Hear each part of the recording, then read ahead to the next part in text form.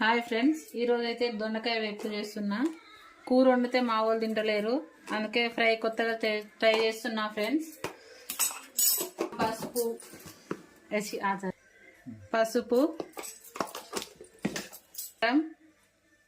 2 స్పూన్ల కారం, 1 స్పూన్ ధనియాల పొడి,